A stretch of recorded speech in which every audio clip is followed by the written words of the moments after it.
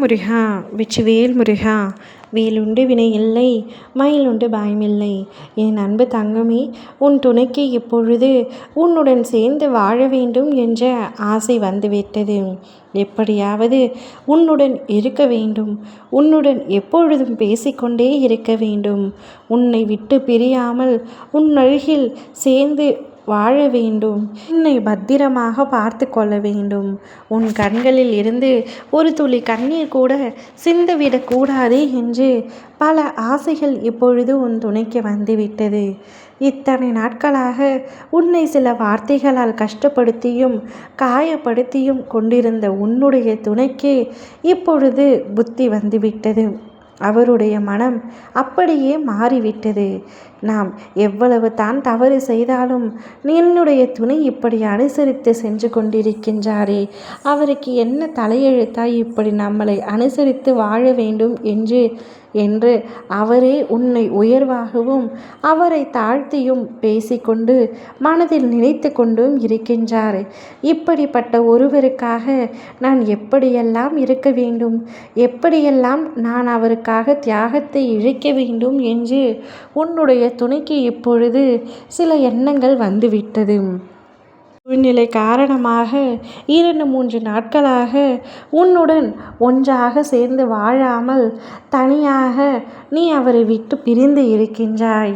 அவர் எப்பொழுதும் என்னை காயப்படுத்தி கொண்டே இருக்கின்றார். அதனால் நான் சிறிது காலம் அவரை விட்டு பிரிந்து இருந்தால்தான் அவருக்கு என்னுடைய ஞாபகம் வரும், என்னுடைய அருமை புரியும் என்று நினைத்து நீ தனியாக பிரிந்து சென்று வந்து விட்டாய். ஆனால் இப்படி 2-3 நாட்களிலேயே அவருடைய மனம் மாறும் என்று நீ நினைக்கவில்லை. அவருடைய மனம் இப்பொழுது முழுவதுமாக மாறி உன் அருமை புரிந்து அவருடைய புத்தி தெளிந்து உன்னை தேடி வரப்போகின்றார். உன்னுடன் ஒன்றாக இணைந்து வாழ வேண்டும், இனி உன்னை காயப்படுத்த மாட்டேன் என்று கூறியும் காயப்படுத்தியதற்கு மன்னிப்பு கேட்டும் உன்னிடம் மன்றாடி நிற்கப் போகின்றார்.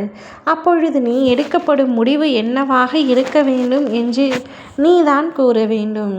ஆனால் அவர் மனம் இப்பொழுது முழுவதுமாக மாறிவிட்டது.